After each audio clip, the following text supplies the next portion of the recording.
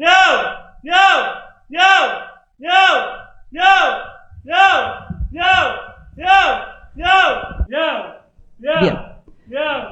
Señor Gil Pérez, antes del ingreso del jurado, yo le advertí que si usted quería permanecer en la sala, debía hacerlo en silencio, con respeto y con decoro.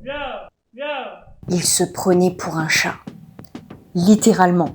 Aujourd'hui, nous allons traiter d'une affaire peu ordinaire, comme vous le verrez, et très intéressante. Gil Pérez, connu sous le nom de l'homme-chat, va commettre d'abominables crimes. S'il n'est pas connu en France, Catman ou Hombre Gato est connu en Argentine. Remarquez le super accent.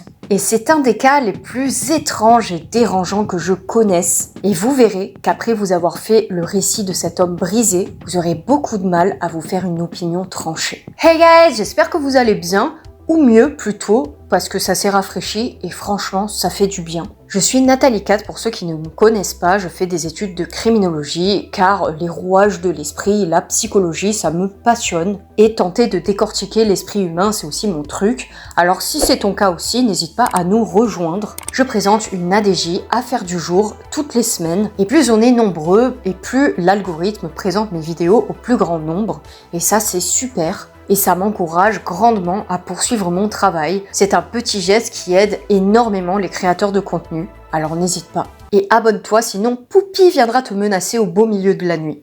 Et elle plaisante pas. Je veux dire, est-ce que t'as vraiment envie que ça jaillisse de nulle part? Je te laisse aussi mes comptes TikTok et Instagram, mais je te laisse avec un semi-générique.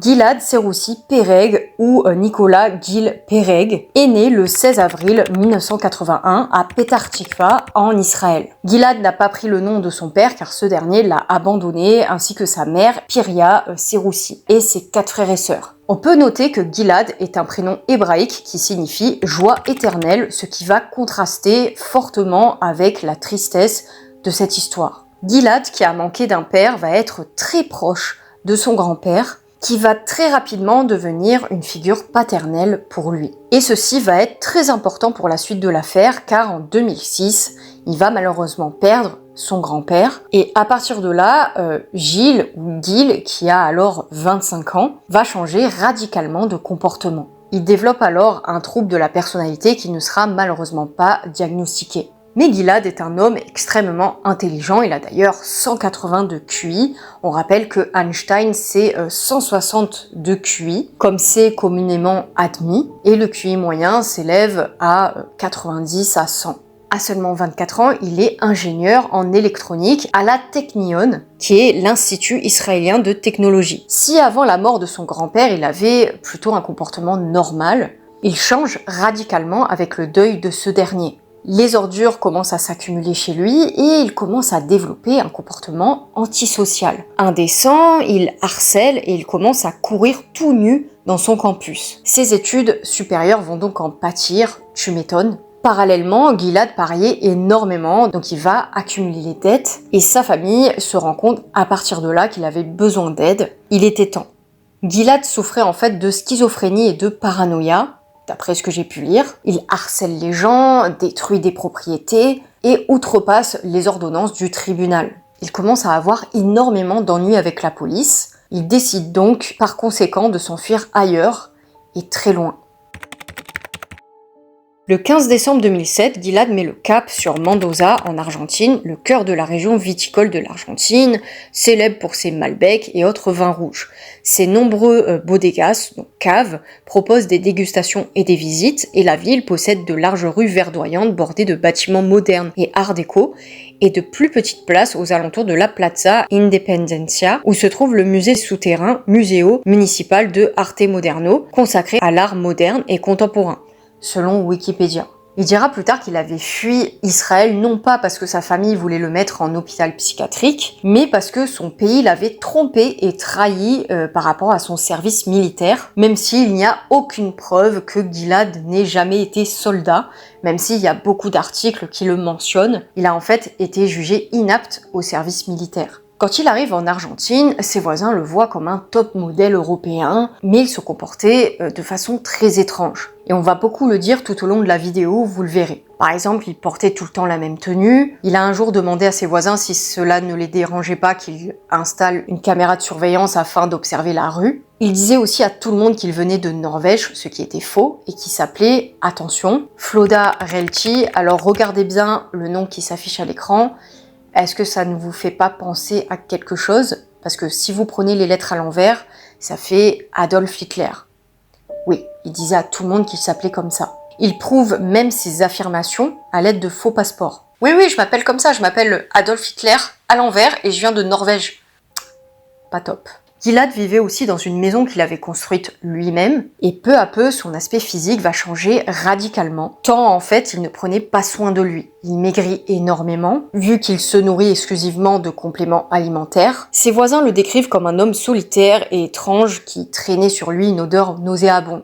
On le dit aussi escroc, manipulateur, menteur compulsif, super description. Il laissera tomber plus tard son nom, rappelez-vous, le Adolf à l'envers. Comment oublier ce truc? Et il changera son nom tout simplement en Nicolas Gilles Pereg. Nicolas commence donc à partir de là à accuser ses voisins de vol et de trafic de dés. Je dis pas le mot. En 2018, il porte plainte contre un architecte qu'il avait employé pour la construction d'un court de tennis et de soccer remontant à 2010, disant qu'il avait fraudé et cela l'avait mené à une détresse émotionnelle et psychologique et qu'il était maintenant accro aux médicaments. Rien que ça. Pour cette plainte, il se voit recevoir 16 500 $, soit 2 millions de pesos argentins. Et en octobre 2018, il abandonne donc ses poursuites. Il a 20 business enregistrés sous son nom et celui de sa mère. Mais Nicolas, comme on l'appelle maintenant, n'aime pas trop payer ses dus et il se voit accusé d'impayé de chèques sans provision.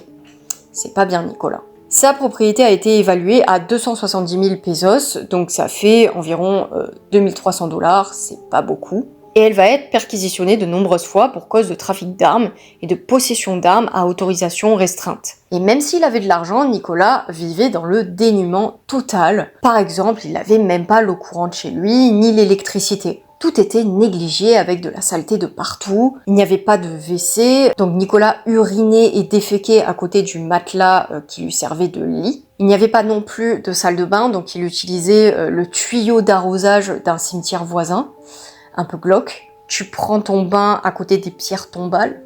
Il y a plus glamour comme endroit. La police saisit à son domicile lors de ses nombreuses perquisitions 25 000 $, 150 000 €, ainsi qu'un nombre de shekels, donc c'est la monnaie israélienne, non divulguée. En fait, on ignorait d'où venait tout cet argent vu qu'il ne travaillait plus et on ne peut que supposer que cela provenait du trafic d'armes qu'il faisait. Parce qu'il avait 40 armes enregistrées à son nom, mais toutes ne se trouvaient pas chez lui. Et chose étrange, il ne s'est jamais rendu dans un quelconque champ de tir pour s'entraîner. Donc on suppose qu'il les a vendues à des fins financières. Ça appuie la thèse du trafic. Il avait énormément de dettes, 9 millions de pesos, donc 76 000 $, et il avait fait 46 chèques sans provision. Le vrai bad boy. Sa maison était aussi pleine de magazines porno et de films X. Mais ce qu'il achetait le plus, vous l'aurez compris, ce sont des armes. Des armes et des munitions qu'il collectionnait. En fait, le seul argent légal qu'il possédait provenait des virements bancaires que sa mère lui faisait. Et le 11 janvier 2019, sa tante Lili Pereg, une femme de 54 ans, et sa mère Piria Saroussi, de 63 ans, voyage jusqu'en Argentine pour voir Nicolas. Elle n'était pas venue depuis 2011 et l'heure était grave car en fait elle venait en Argentine dans le but d'aider Nicolas qui était endetté jusqu'au cou. Piria, la mère de Nicolas, est une femme travaillant dans une agence de recouvrement et Lily est prof d'université. Les deux ont la double nationalité australienne et israélienne. Alors que sa famille arrive en Argentine, Nicolas prend la peine de se raser, ce qui le rend un peu plus présentable. Je rappelle que auparavant, Nicolas alias Gilad alias, comment on dit Adolphe à l'envers, Floda, se coiffaient auparavant avec une substance inidentifiable, semblable à du ciment. Vous voyez le type de gel, quoi. Les deux sœurs, donc sa mère et sa tante, louent un appartement pendant leur séjour, mais bientôt leurs proches en Israël s'inquiètent, car ils n'ont bientôt plus de nouvelles des deux femmes. Nicolas les porte disparus et il dit aux autorités qu'il les avait vues pour la dernière fois à un arrêt de bus, parce qu'il les avait raccompagnés jusqu'à cet arrêt en direction de leur appart. Donc c'est assez risqué de sa part en fait parce que il avoue clairement aux autorités qu'il était la dernière personne à les avoir vus. Et à ce moment-là, les gouvernements australiens et israéliens, rappelez-vous que Piria et Lily avaient la double nationalité, donc ces deux gouvernements vont faire pression sur le gouvernement argentin pour ouvrir une enquête. La police fouille leurs apparts et trouve tous leurs bagages qui n'ont pas bougé d'un pouce, intacts. Ils n'ont pas l'air d'avoir été fouillés, donc on peut d'ores et déjà éliminer la thèse des cambrioleurs. Et surtout, cela montre que les deux femmes n'étaient pas sorties longtemps. Donc la police soupçonne Nicolas très rapidement. Pourquoi ? Parce que tout simplement, les caméras de surveillance montrent les deux femmes rentrer chez lui et ne pas en ressortir. Bizarre. C'est bon, affaire résolue, vidéo terminée. Mais non, évidemment je plaisante, restez ici car malheureusement l'histoire est loin d'être terminée. Les recherches vont maintenant se focaliser sur la propriété de Nicolas et ça ne va pas beaucoup lui plaire. Il va donc s'adresser aux médias, accusant ses voisins d'être à l'origine de la disparition de sa famille. Il avoue vivre dans la peur de quitter son appartement. Il avoue avoir été volé 50 fois. Et c'est ainsi qu'il justifie le fait de posséder autant d'armes chez lui, parce qu'il avait peur d'être volé. Il parle aussi de quelqu'un venant d'Israël, venu se venger de lui sur sa famille. Il commence à émettre plein de théories aux médias pour un petit peu détourner l'attention parce que toutes les lumières, tous les projecteurs étaient braqués sur lui. La police fouille sa maison qui était dans un état assez lamentable, on va pas se mentir, mais ce qu'ils vont y trouver est juste gerbant et horrible. Alors la police trouve sur la propriété de Nicolas pas moins de 37 animaux, dont 4 chiens et combien de chats du coup ? On va voir les forts en calcul mentaux. 33 chats, c'est ça. D'ailleurs, petite parenthèse, dites-moi parce que ça m'intéresse, est-ce que vous êtes plutôt chat ou chien ? Je vais déclencher une 3e guerre mondiale en commentaire, mais c'est pas grave. Moi pour ma part, j'aime tous les animaux, donc j'aime autant les chiens que les chats, mais personnellement, j'ai un chat. Voilà, Gigi. Et Nicolas semblait avoir eu encore plus d'animaux, parce que c'est très triste, mais la police va trouver des ossements de chats dans sa propriété, mais aussi de la nourriture et des médicaments pour animaux. Il y avait sur le sol ses propres excréments ainsi que ceux des animaux, et on suppose que Nicolas mangeait aussi de la nourriture pour chats, vu que c'était les seuls mets comestibles qu'il possédait. Le 18 janvier, c'est l'horreur. La police a recours à des chiens renifleurs et c'est là que, fatalement, ils vont retrouver les restes des deux sœurs. Nicolas est donc arrêté. Donc les restes de Lily sont découverts un peu plus tard, ça sera le 26 janvier, du coup, soit 8 jours plus tard, sous une pile de pierres. Il trouve aussi 3 des armes qu'il avait déclarées volées, un sac de ciment, des mégots de cigarettes pleins de sang, qu'on compare avec l'ADN trouvé sur les brosses à dents des deux victimes. Et malheureusement, ça va correspondre, c'est bien le sang qui appartenait aux victimes. Un chauffeur de bus va ensuite témoigner du fait que Nicolas s'était disputé avec les deux femmes dans une langue étrangère, donc sûrement de l'hébreu, et cela n'avait rien d'une petite querelle. C'était donc une grosse discorde, grosse dispute, grosse galère. Nicolas écope de 2 chefs d'accusation pour meurtre, et quand il entend sa sentence, Nicolas a une pensée pour ses animaux, du moins ses chats, car il dit « Si vous me laissez pas partir pour que je m'occupe de mes chats, vous allez trouver un corps. » Alors sympa pour les chiens qu'il possédait, on parlait juste de ses chats du coup. Il menace donc de s'ôter la vie, comme vous l'aurez compris. En détention, il ne montre aucun signe de tristesse ou de remords, il pense qu'à ses chats. En fait, pas à sa tante et à sa mère. On examine les corps des deux victimes et il s'avère qu'on avait tiré 3 fois sur Lily avec un revolver. Quant à sa mère Piria, et c'est horrible, elle a été battue à mort, avec des traces de lutte, puis elle a été étranglée au lasso. Les corps des malheureuses ont également souffert de blessures post-mortem, car elles ont été percées de fer, Et il trouve aussi une réservation de vol pour l'Italie au nom de Nicolas. Et 4 de ses chats.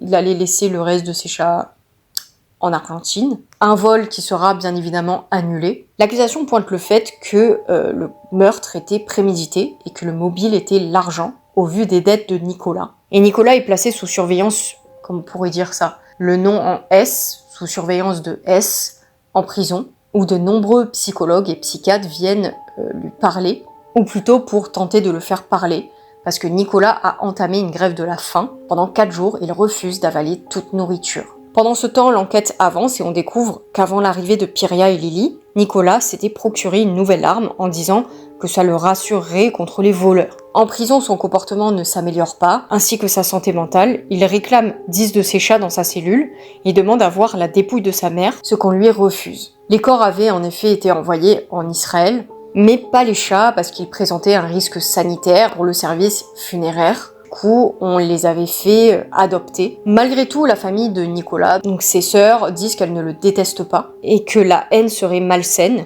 Et elles pensaient aussi que Nicolas souffrait de problèmes mentaux, donc c'était notoire qu'il n'allait pas bien.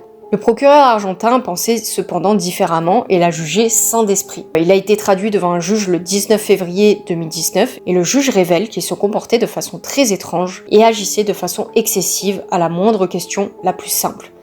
Par exemple, il ne se rappelait plus de sa date de naissance, il s'identifiait comme Floda Relci, tiens, donc Adolf Hitler à l'envers. Il dit que ces 36 animaux sont ses enfants. Bon, personnellement, je dis que mon chat, c'est mon fils.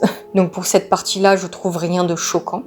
Le premier rapport psychiatrique indique que c'était un provocateur hostile et envahissant, une personne ironique et conflictuelle qui manipule des informations pour son propre profit, alors que le seul lien véritable qu'il entretenait était avec ses animaux de compagnie. Mais le rapport rapporte qu'en même temps, Nicolas était lucide et savait faire la différence entre le bien et le mal, donc il était apte à être jugé et il comprenait les conséquences de ses actions.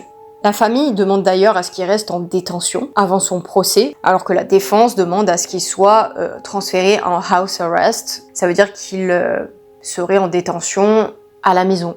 Détention à domicile donc, vu qu'il ne représentait pas un risque pour ses animaux et qu'il était en danger en prison, vu qu'il y recevait des menaces de mort. Pendant une des audiences, Nicolas urine sur lui-même et il dit « Je m'en fiche d'être en prison ou chez moi, tout ce qui m'importe c'est mes chats, même si vous mettez 50 policiers pour me surveiller, peu m'importe de m'échapper. » Nicolas a finalement été retenu en détention provisoire et en fait on le retire de l'audience parce qu'il commence à miauler non-stop 27 fois. On le sépare des autres détenus et on le met dans un service de surveillance anti-auto-muti, là je finis pas le mot. Comme il avait menacé de sauter la vie. Pourquoi il avait menacé de sauter la vie? Parce qu'il voulait que ses chats lui soient livrés dans sa cellule. Et vu que cela lui avait été refusé, il voulait se tuer. Il refusait souvent de manger ou de boire de l'eau, mais il acceptait le lait et la nourriture pour chat qu'il avait réclamé. Il enlevait souvent son uniforme de prison et il urinait et déféquait sur le sol et pas comme les WC, comme à son habitude. Parfois, il déféquait même en face de la table de ses codétenus pendant qu'ils étaient en train de manger. Un peu dégueulasse, appétissant le spectacle. La défense craignait qu'il soit attaqué, alors qu'un autre détenu protégé par la garde l'a poignardé, alors que les blessures étaient non mortelles. Et à une autre occasion, un groupe de détenus a tenté de s'introduire dans son secteur de prison avant le contrôle des anti-émeutes.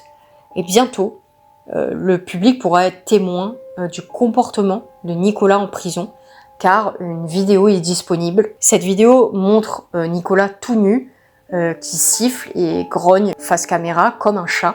Il essaie de griffer les surveillants, qui essaient juste de le transférer afin de l'évaluer psychologiquement. Donc, il a un comportement assez étrange, je vous avais prévenu. Pérez, tenemos que hacer el control sanitario. ¿Tiene ropa?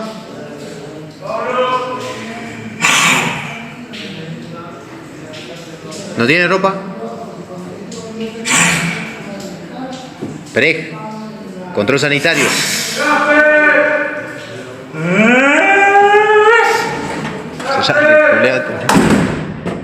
La prochaine audience a lieu le 13 mars et Nicolas dit au juge « Vous pouvez penser que je suis fou, mais je ne le suis pas.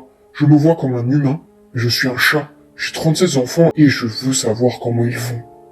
Il demande ensuite à être transféré de sa prison à un zoo. Oui, c'est réel. Logique vu qu'il s'identifie à un animal. Et le juge va interrompre l'audience en demandant une deuxième évaluation psychologique de Nicolas. Le 29 mars, il est transféré en hôpital psychiatrique parce que Nicolas s'était dénudé en plein milieu de l'audience. Le mec a commencé à faire un striptease en face du juge, au KLM. Les chats de Nicolas seront envoyés dans un centre de protection pour animaux et Nicolas menace donc encore une fois de sauter la vie. Les surveillants essaient de le laver, ou plutôt le contraignent, et plus tard il sera dit qu'il lui avait mis des menottes et l'avait battu pour le laver. En octobre, alors qu'un programme national pour personnes avec handicap passe dans la prison, un rapport sera fait disant que la prison n'était pas adaptée à Nicolas et qu'il devait être transféré en hôpital psychiatrique, et un psychiatre va également dire en septembre que Nicolas était fou. Le 12 février 2020, Nicolas sera encore renvoyé de l'audience car il miaulait. Et la défense affirme encore une fois qu'il n'était pas apte à être jugé, vu sa santé mentale déjà évaluée par le passé en Israël. Mais l'accusation cite un psychologue argentin qui avait affirmé que Nicolas était sain d'esprit et qu'il n'avait pas ce comportement comme ça fou, c'est-à-dire miauler, se déshabiller, comme ça il n'avait pas ce comportement-là avant les meurtres. Donc il ferait semblant et serait atteint d'un trouble de la personnalité. Alors qu'est-ce qu'un trouble de la personnalité? Selon le manuel MSD, les troubles de la personnalité sont caractérisés par des schémas omniprésents et persistants de pensée, de perception, de réaction et de relations qui entraînent une souffrance importante pour la personne et ou nuisent considérablement à sa capacité à fonctionner. Donc on sait qu'il existe 10 troubles de la personnalité, on va pas tous les citer, et chacun se caractérise par un problème lié à l'image de soi, ainsi qu'au modèle de réponse vis-à-vis d'autrui ou d'un événement stressant. Les symptômes varient selon le type de trouble de personnalité, mais en général, la personne rencontre des difficultés pour établir des liens avec autrui, ainsi que gérer le stress, et où elle a une image d'elle-même qui varie suivant la situation et diffère de la façon dont les autres la perçoivent. Le médecin envisage un diagnostic de trouble de la personnalité lorsque la personne persiste à se voir elle-même ou à voir les autres d'une façon irréaliste, ou encore lorsqu'elle continue à agir d'une manière qui entraîne toujours des conséquences négatives. Les médicaments qui peuvent être prescrits en cas de trouble de la personnalité n'anéantissent pas les troubles de la personnalité, mais servent juste à les atténuer. La psychothérapie peut également aider la personne à prendre conscience de sa responsabilité dans les situations et de son rôle dans la création de problèmes. Par contre, à ne pas confondre avec des traits de personnalité. Les traits de personnalité vont être relativement stables d'une personne à l'autre. Par exemple, tu as des personnes qui vont avoir tendance à être de mauvaise humeur ou avoir tendance à être fermées, extraverties ou sociables. En revanche, on parle de troubles de la personnalité lorsque ces traits sont si prononcés qu'ils sont inadaptés et deviennent une source de problèmes au travail, à l'école ou autre. Et ça pose des problèmes avec le rapport avec les autres. Ça peut être le cas, par exemple, du trouble de la personnalité borderline, antisocial, aussi schizoïde, mais aussi narcissique, paranoïde, etc. Ça ne peut pas être vu comme des maladies psychiatriques comme peuvent l'être, par exemple, la schizophrénie avec les hallucinations, etc. Bon, là, comme vous l'aurez compris, c'est un petit peu parole contre parole. Selon la défense, il serait fou, et selon l'accusation, en fait, il serait pleinement conscient de ce qu'il fait. En fait, il aurait plutôt un trouble de la personnalité, mais il aurait parfaitement conscience des conséquences de ses actions et saurait distinguer le bien du mal. Pendant l'audience, Nicolas a une longue et épaisse barbe qu'il avait déjà pendant ses meurtres. Il porte le même t-shirt blanc que pendant les premières audiences, donc il commence à être un peu sale, taché de marron. Et à cause du Covid, le procès de Nicolas a dû être décalé. Et pendant ce temps-là, il va être placé en hôpital psychiatrique en mai 2020 pour une énième évaluation. Le personnel de l'hôpital dit qu'il répondait favorablement au traitement, donc c'est une bonne nouvelle, et le nouveau procès sera filmé en direct. Le procès se déroule le 26 octobre 2021 et il est diffusé en live en Argentine et Israël, mais aussi en Australie. Et l'espagnol est donc traduit en hébreu et en anglais. Oui, en Argentine, on parle espagnol. Je vous vois ceux qui vont me dire que c'est le portugais. Donc c'est une petite référence à ma vidéo précédente. Allez la voir si vous l'avez pas déjà regardée. Mais il faut savoir que le Brésil, quant à lui, est atypique en Amérique du Sud, car il s'agit du seul pays où le portugais est prédominant. Atypique, dans ce cadre-là, ça veut dire que contrairement aux autres pays d'Amérique latine, c'est le seul pays où on parle le portugais majoritairement. Parce que l'espagnol, par exemple, est la langue la plus parlée en Amérique, à 40%. Donc, normal qu'on se trompe. Et c'est pas la peine de sauter sur les créateurs de contenu si leur langue fourche ou s'ils se trompent sur une mini-information. Ça va pas vous faire paraître plus intelligent en rabaissant en fait autrui. Alors je parle pas de tous les commentaires, il y a des commentaires qui étaient très sympas et très gentils, mais il y en avait qui étaient particulièrement insultants et agressifs, et j'invite donc ces gens-là à créer du contenu, car apparemment leur contenu sera parfait, sans aucune faute, parce qu'ils ont la science infuse. Parenthèse fermée. Petite précision, à l'hôpital, Nicolas refuse de changer de vêtements, encore une fois, ou de se laver. Il perd énormément de poids car il n'accepte de boire que du lait, comme un chat. Quant au procès, il débute de façon catastrophique. Nicolas miaule comme un chat. Il répond aux questions les plus simples par un miaulement. Par exemple, on va lui demander « Est-ce que votre prénom est bien Gilles Pereg ?» Il va répondre « Miaou ».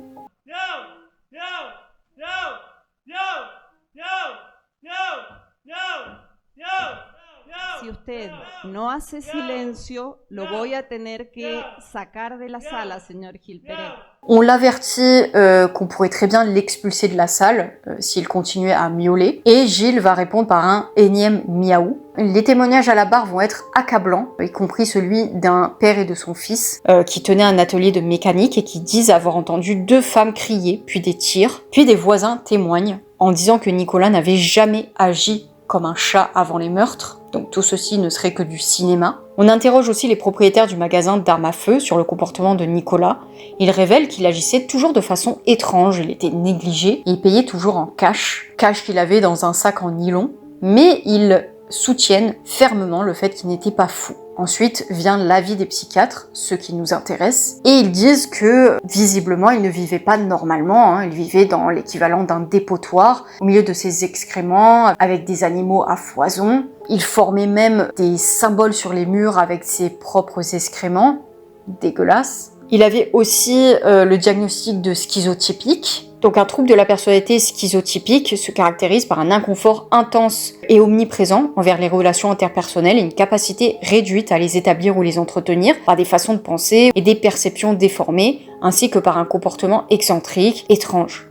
Donc on parle pas des gens qui sont un peu introvertis ou légèrement sauvages, là on parle de quelqu'un qui est incapable de maintenir des relations, même la plus simple interaction. Et ça correspond bien à Nicolas, je trouve, parce qu'il avait du mal à interagir avec les autres et entretenir des relations normales. Il était bizarre, c'est le moins qu'on puisse dire. Un autre psy le dit lucide, mais incapable de communiquer. Et il n'avait pas d'altération de perception telles que des hallucinations, comme on l'avait dit précédemment, avec la schizophrénie. Donc il n'est pas schizophrène selon lui. Il n'avait pas de délire.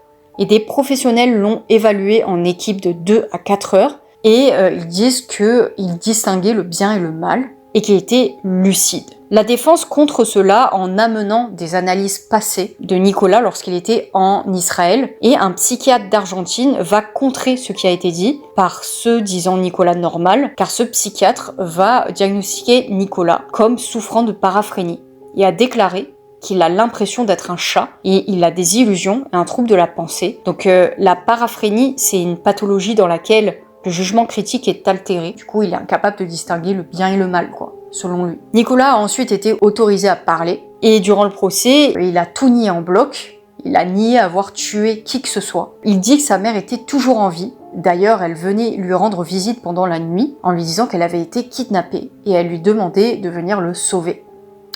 Voilà, c'est un petit peu ce qu'il a dit. Nicolas explique également que pour une durée limitée, il peut ressembler à une créature à 2 pattes, donc un bipède, un humain, et être comme les humains. Mais dans ma maison, je vivais à 100% comme un chat. Quand je mets le masque sur mon visage, j'agis comme une autre personne. Donc, à mon avis, il veut dire qu'il met un masque en société. C'est très difficile pour moi, ça pourrait être comme ça pendant 5 ou 6 heures. J'ai vécu dans une bulle fermée. Après avoir ouvert les yeux à l'université, je suis allé à l'armée, j'ai vu à quel point il faisait du mal. Et ça, j'ai pas pu le supporter. J'ai passé 8 mois enfermé dans ma chambre, jusqu'à ce que je décide de devenir un chat. Je marchais nu dans la rue, et je marquais mon territoire, j'ai perdu le contrôle de mon corps, alors j'ai parlé à ma mère. Et il a expliqué que lorsqu'il était arrivé en Argentine, il a rencontré un groupe de bipèdes qui l'avait aidé, de créatures bipèdes, c'est son mot, parce qu'il était seul, puis il a terminé sa déclaration en déclarant qu'il ne désirait pas vivre dans ce monde. Je suis, je cite, « Paranoïaque, je ne peux pas l'accepter, ce monde, parce qu'il est tellement moche. » Après 2 heures de délibération, le jury a jugé Nicolas à l'unanimité, capable de comprendre la criminalité de ses actes, et l'ont déclaré coupable dans le verdict. Il fut condamné à la réclusion, à perpétuité, et avec une peine de sûreté de 35 ans. Donc autant vous dire qu'il n'est pas prêt de sortir. Et malgré sa sentence, Nicolas n'est actuellement pas en prison, je pense par rapport aux difficultés qu'il posait, pour les surveillants comme pour ses co-détenus, mais il est détenu dans un hôpital psychiatrique à cause de son comportement. Et la dernière mise à jour, en date, celle du 8 mai 2022, qui décrit sa vie à l'hôpital, en raison de son refus persistant de se laver, qu'il avait développé une phlébite thrombotique et une grave infection au pouls. Nicolas ne miaule plus, bonne nouvelle, mais il continue d'afficher des comportements de chat. Il refuse de se laver, de dormir dans un lit comme tout le monde, il veut dormir dans un panier. Bon. Il a été décrit comme assez docile, il est sous médicaments et sous sédatifs. Ses avocats ont l'intention de faire appel pour prouver une bonne fois pour toutes que Nicolas est fou et non responsable de ses actes. La défense n'a donc pas perdu tout espoir. Dans un article du 28 janvier 2019, l'oncle de Gilles Pereg, Moshe Pereg, le décrit comme un menteur pathologique et psychopathe. Rien que ça. En effet, il invoque le fait que son neveu Gilles était un étudiant de génie de la Technion, mais une dépression nerveuse non diagnostiquée en 2006 l'a entraîné dans une spirale infernale. Moshe Pereg a indiqué dans une conférence de presse que son neveu Gilles Pereg, âgé de 36 ans, avait des problèmes mentaux et financiers et qu'il vivait dans des conditions sordides, entouré de dizaines de chats. C'est un vrai génie. Il a toujours été un excellent étudiant et a d'ailleurs obtenu une licence et un master à la Technion, a déclaré son oncle au journaliste. Mais son comportement a changé radicalement en 2006. Je pense qu'il a été victime d'une dépression nerveuse qui n'a pas été diagnostiquée. D'après Moshe Pereg, son neveu, après sa dépression, s'est tourné vers les paris et les jeux en ligne et a fini par contracter une dette importante. Malgré les aides financières, Moshe indique que son neveu vivait comme un sans-abri dans une petite maison avec des dizaines de chats. Il possède de nombreux chats et s'en occupe beaucoup. Il se soucie plus d'eux que de lui-même. Lorsqu'il s'est rendu en Argentine le 19 janvier, alors que les autorités du pays recherchaient ses sœurs, Moshe Pereg indique qu'il a appelé Gilles à coopérer avec la police locale. « J'ai essayé de comprendre comment il vivait et ce qu'il s'est exactement passé », a-t-il expliqué. Gilles comprenait qu'il était le suspect numéro 1 dans l'enquête, mais soutenait que la police le maltraitait. Je savais qu'il cachait quelque chose. Gilles disait qu'il ne voulait pas coopérer avec la police car ils avaient retourné sa maison. Je lui ai donc demandé « Qu'est-ce qui compte le plus, tes chats ou ta mère ?» Et il m'a répondu « Mes chats comptent plus pour moi ». Moshe indique que son neveu n'avait pas su donner d'explications convaincantes sur la présence de sa mère et de sa tante sur les images de vidéosurveillance les montrant pénétrer chez lui sans jamais en ressortir. Il a qualifié alors son neveu de menteur pathologique. Mes 2 sœurs étaient des femmes qui n'œuvraient que pour le bien. Elles n'ont jamais fait de mal à personne. Avant d'aller plus loin, je t'invite à t'abonner et à liker la vidéo et à me donner ton avis. J'ai très hâte de le lire. Ce qui est sûr, c'est que Gilles Nicolas était un homme extrêmement intelligent. Comme on l'a dit auparavant, c'est un homme avec 180 de QI, mais un événement déclencheur va tout faire basculer dans sa vie, à savoir la mort de son grand-père, qui était la seule figure paternelle de sa vie. C'était une figure très importante dans sa vie. À partir de là, une spirale de déclin va se mettre en place, solitude, abandon. Alors attention, ce n'est pas parce que quelqu'un est très intelligent qu'il ne peut pas être psychiatriquement atteint et qu'il est nécessairement psychopathe. L'intelligence n'a pas de lien avec trouble de la personnalité ou maladie psychiatrique. Il développe ce qui s'apparente à de la paranoïa en installant des caméras de partout et a aussi un comportement antisocial avec son harcèlement, sa possession d'armes illégales, ses chèques en bois, etc. Et outre ces bizarreries, donc son mode de vie, le fait qu'il ne se lave pas, qu'il vive dans ses excréments et les animaux sans jamais rien nettoyer, qu'il change son nom en utilisant le nom de Hitler à l'envers, et j'en passe, il pense quand même à dissimuler le corps de sa tante et de sa mère, et à s'enfuir et a parlé aux médias en disant que ce n'était pas lui.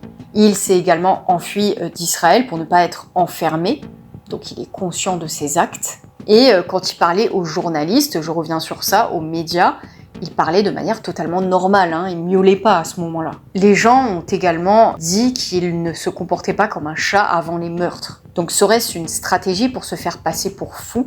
Et toi, qu'en penses-tu? Est-il fou? Est-il un psychopathe, un menteur pathologique? J'ai très hâte de lire vos commentaires. Et en tout cas, l'homme chat est quelqu'un en détresse psychologique, et ce depuis des années, et j'espère que sa famille fera le deuil de Piria et de Lily, qui voulaient juste aider Nicolas, et avaient fait le déplacement en Argentine rien que pour lui apporter soutien financier et moral, et elle ne méritait pas de mourir ainsi, et surtout pas d'une atroce façon. Mais Piria et Lily en commentaire, ou homme-chat, je ne regarderai plus jamais un félin de la même façon après cette affaire, je pense. Sinon, portez-vous bien, bonne rentrée à tous ceux qui recommencent à travailler, à étudier, à aller à l'école, à reprendre les cours. N'hésitez pas à vous abonner pour ne manquer aucune vidéo. Et je sais, je me répète, mais je vous vois, ceux qui ne sont pas abonnés, qui regardent mes vidéos. Et Poupie aussi, elle vous voit. Car c'est un petit geste de rien du tout qui dure un quart de seconde et qui aide à faire connaître la chaîne à d'autres personnes. J'ai trop hâte de lire vos commentaires, je les lis tous, et si je te manque entre deux vidéos, hop, je te mets mon compte TikTok et Instagram. Prenez soin de vous et de vos proches, c'est très important. And remember, you rock.